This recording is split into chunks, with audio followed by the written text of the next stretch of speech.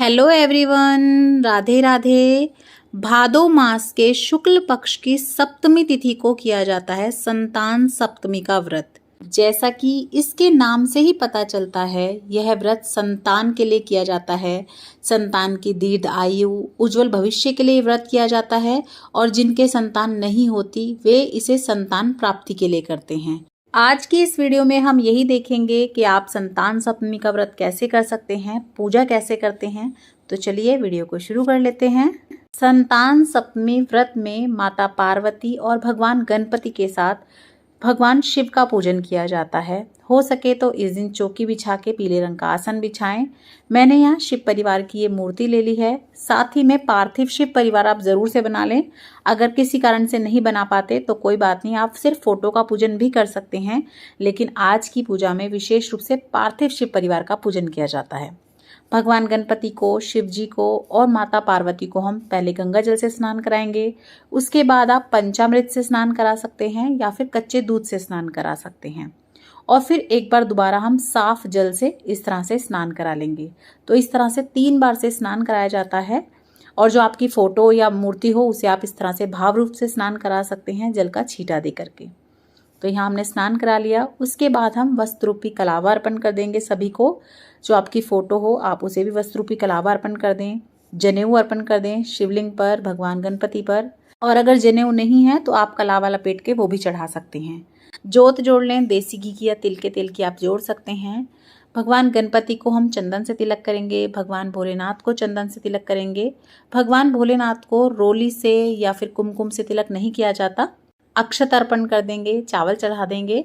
माता पार्वती को और भगवान गणपति को हम रोली से तिलक करेंगे। माता पार्वती की अच्छे से आप मांग भर दें, उनका श्रृंगार कर दें। आप चाहें तो माता पार्वती जो हमने पार्थिव बनाई है उन्हें आप छोटी सी चुन्नी उड़ा सकते हैं। अच्छे से सभी को तिलक कर लेंगे। अपनी जोत को आप तिलक कर लें। क्योंकि ये व्रत संतान के लिए किया जाता है, पूजन भी संतान के लिए किया जाता है, इसीलिए माता पार्वती के पुत्र गणपति को आज के दिन आप दूर्वा जरूर से अर्पण करें। गुड़हल का फूल मिले तो वो भी अर्पण करें जरूर से। भगवान शिव शंकर को हम बेलपत्र अर्पण करेंगे। माता गौरा को लाल गुड़हल मिल जाए तो बहुत अच्छी बात है, नहीं तो लाल रंग का कोई भी फूल अर्पण कर सकते हैं।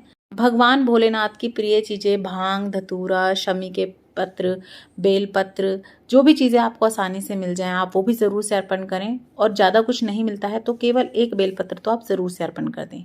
सभी को हम फूल अर्पण कर देंगे। तो यहाँ पे हमने सभी को अच्छे से फूल अर्पण कर दिए हैं। उसके बाद माता पार्वती को सुहाग का सामान अर्पण करेंगे। आप 2 चीज़, 5 चीज़ कितनी भी अर्पण कर सकते हैं। माता पार्वती को भोग लगाने के लिए आज के दिन मीठा कुछ बनाया जाता है। तो आप मीठी पूरी बना सकते हैं या चीले बना सकते हैं या पूड़े पकोड़े बना सकते हैं। और जो कि संख्या में 7 ही होने चाहिए। तो आप 7 की संख्या में 2 जगह लेंगे, एक माता पार्वती के लिए और एक जिन्होंने व्रत रखा है उनके लिए। इसी के साथ आप कुछ फलों का भोग लगा सकते हैं। लेकिन जो व्रती हैं जिन्होंने आज व्रत रखा है वो नमक नहीं खाते, ना ही आप नमक का कुछ भी भगवान को अर्पण करते हैं। तो यहाँ भगवान गणपति को, भगवान भोलेनाथ को हम कुछ फल अर्पण कर देंगे। साथ ही में हम भोग प्रसाद में जल जरूर से रखेंगे, तो आप जल रख दीजिएगा। माता रानी को आप चुन्नी भी उड़ा सकते हैं या इस तरह से कलावे की माला बना के पहना ले या फूल माला भी पहना सकते हैं। संतान सप्तमी व्रत के पूजन में कड़े की पूजा की जाती है। चांदी का कड़ा लिया जाता है, 1.25 तोले का, 5.25 तोले का। और कई जगह पे लड़का होता है तभी ये कड़ा पहनते हैं, या कई जगह पे बस बच्चे होते हैं, लड़का या लड़की, तब भी ये कड़ा पहन लेते हैं।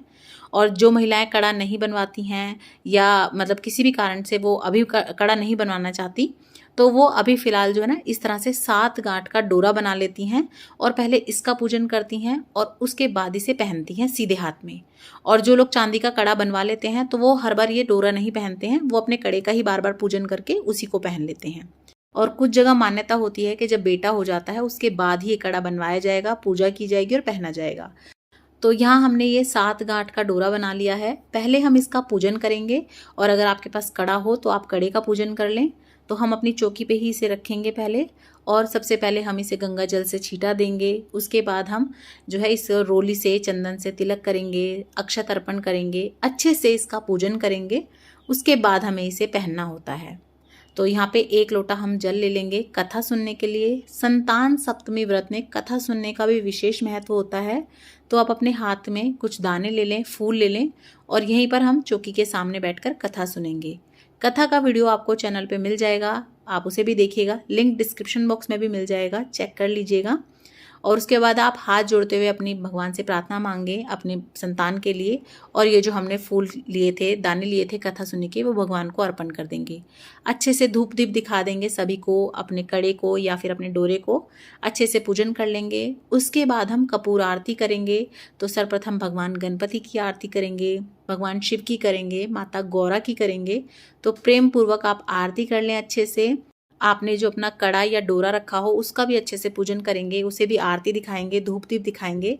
साथ ही में आप कुछ दक्षिणा जरूर से अर्पण कर दें, ताकि अगर कोई भी हमारी त्रुटि रह गई हो पूजा में तो उससे हमारी दक्षिणा संपूर्ण कर दे। हाथ जोड़ के क्षमा याचना करेंगे कि कोई भूल चूक हो गई हो तो उसे माफ़ करें। और हे माता रानी, हे माँ पार्वती, हमारी भी झोली भरें और हमारी संतान को सद्बुद्धि दें, उज्जवल भविष्य दें। तो इस तरह से आप पूजन कर सकते हैं। पूजन के बाद आप ये चौकी अभी नहीं हटाएंगे, ये चौकी अगले दिन हटाई जाती है। पूजन आप सुबह भी कर सकते हैं, शाम को प्रदोष काल में भी कर सकते हैं। और ये जो भोग आप चढ़ाएंगे ये आप चाहे तो सुबह चढ़ा दें, चाहे शाम को चढ़ा दें। 2 जगह चढ़ाएंगे। एक जो हिस्सा होता है वो माता पार्वती का होता है 7 चीज़ों का, और दूसरा होता है जिन्होंने ये व्रत रखा है व्रती का। तो जो माता पार्वती का हिस्सा है 7 चीज़ों का, उस पे आप ये दक्षिणा रख के चाहे तो मंदिर में दान दे सकते हैं, अपने किसी बड़े बुजुर्ग को दान दे सकते हैं, या किसी भी ज़रूरतमंद को आप दान दे सकते हैं। और बाकी की जो 7 चीज़ें बनाई हो आपने, चाहे तो पूरी हो, पकौड़े हों, चीले हों, वो व्रती खाएंगे। इसमें नमक नहीं होना चाहिए। आप या तो मीठे खा सकते हैं या फीके खा सकते हैं, सिर्फ एक बार खाएंगे। उसके अलावा आप फल वगैरह खा सकते हैं। और अपने खाने से पहले ही आप ये जो है दान दे दें। और कोई भी अगर आपको नहीं मिलता ये दान लेने के लिए तो फिर आप गौ माता को खिला दें, और ये दक्षिणा आप किसी मंदिर में चढ़ा के आ सकते हैं। और जो हमने 1 लोटा जल रखा था उससे आप भगवान सूर्य को अर्घ दे दें, या फिर आप चंद्रमा को अर्घ दे सकते हैं। और ये जो हमने फूल वगैरह चढ़ाए हैं ये सब आप विसर्जन के लिए रख सकते हैं। तो ये जो है कहीं पौधों में डाल दें आप, ये अपने आप ही खाद बन जाते हैं। तो ये सारे जो पूजा के फूल वगैरह हैं आप एक जगह इकट्ठा कर लें। और ये जो हमने मिट्टी के पार्थिव शिवलिंग बनाए थे और गणेश भगवान और पार्वती माता बनाई थी, इनका आपको विसर्जन करना है। यूं ही आपको कहीं भी नहीं डालने हैं। आप किसी बड़े बर्तन में पानी भर लें, उसमें थोड़े फूल डाल के आप इनका अच्छे से विसर्जन कर लें। जब ये मिट्टी घुल के फिर से मिट्टी हो जाएगी तो फिर आप किसी भी पौधे में, गमले में डाल सकते हैं। तुलसा जी के गमले में बिल्कुल ना डालें।